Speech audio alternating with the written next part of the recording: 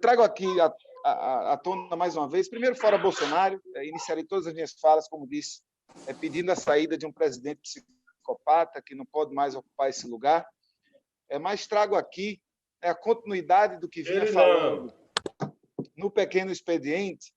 Solicitar aos vereadores que desliguem os microfones para que nós possamos discursar o vereador Ivan Moraes. Excelência, fora Bolsonaro, eu trago aqui mais uma vez no grande expediente, que é a hora do debate, o assunto que trouxe no pequeno. Até porque, no intervalo entre uma fala e outra,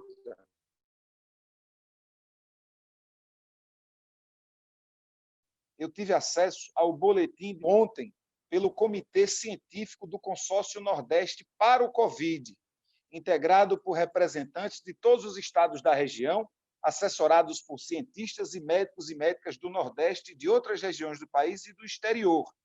Então, é um grupo de cientistas que foi convocado pelos governos do Nordeste para oferecer respostas científicas para a saída da crise.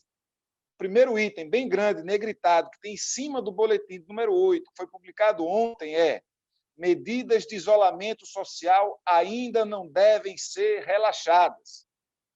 Você faz a leitura do documento, não é um documento tão extenso, mas aqui embaixo fala especificamente de cada caso. E eu vou ler na íntegra o que esse boletim fala de Pernambuco. A região metropolitana do Recife demonstra ter colhido os frutos da implementação do lockdown parcial. Todavia, a ocupação de leitos na região permanece elevada e o crescimento de casos nos últimos 14 dias ainda preocupa. A maior preocupação reside no crescimento de casos no interior do estado, em localidades como Garanhuns, Caruaru, Águas Belas, Serra Talhada e Petrolina. O Comitê Científico ainda recomenda cautela e a manutenção do isolamento social na região metropolitana do Recife. Então, isso quem está falando não é o vereador Ivan Moraes. Isso está escrito no boletim número 8 do Comitê Científico para o Covid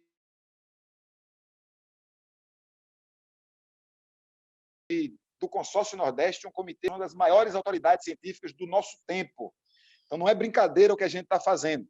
O governo está cedendo a pressões por interesses financeiros ou eleitorais, está colocando a vida da população em risco.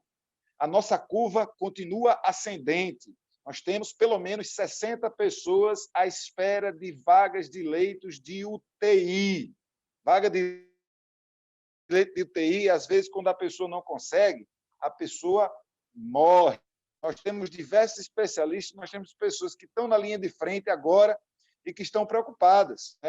Os dados do próprio governo não trazem para a gente nenhuma notícia de melhora. Pelo contrário, aumento de mortes de 37% pelo CIEVES, de 131 casos para 86 casos numa semana, aumento de 39,7%. Então, não há ainda nenhum indício que a gente possa dizer que a volta ao trabalho, agora, segunda-feira, do varejo e da indústria civil, será benéfica para a população. Pelo contrário, o governo está assumindo o risco de perdermos mais vidas.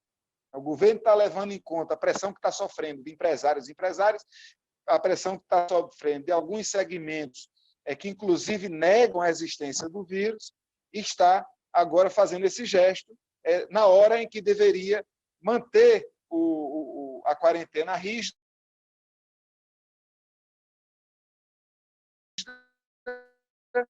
e intensificar suas ações. Luiz Eustáquio, presidente da Comissão Especial para o Covid, quando ele demanda que haja uma maior quantidade de testes.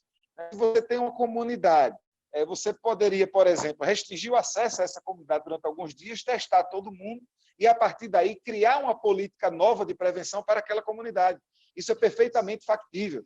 No momento em que o Estado aumentou de forma muito expressiva sua capacidade de testagens, e a gente precisa sempre trazer à tona. Os planos de saúde não estão cobrindo teste ainda. Então, os próprios planos de saúde poderiam, ao testar os seus usuários e usuárias, dar uma contribuição para o Estado no sentido que a gente possa reduzir a subnotificação. Mais uma vez, acho equivocada, acho irresponsável, acho faltam bases científicas para a decisão publicada ontem pelo governo do Estado, na medida em que o próprio Comitê Científico do Consórcio Nordeste para o Covid, que reúne vários cientistas, mulheres e homens, de todos os estados do Nordeste, inclusive do exterior, definiu ontem que ainda era muito cedo para se flexibilizar as medidas de prevenção a partir do isolamento social. Ouço com muito carinho o vereador Luiz Eustáquio, presidente da Comissão do Covid, que antes de mim já falava da importância de haver testes em massa para que a gente possa, assim, definir como será a nossa saída da quarentena.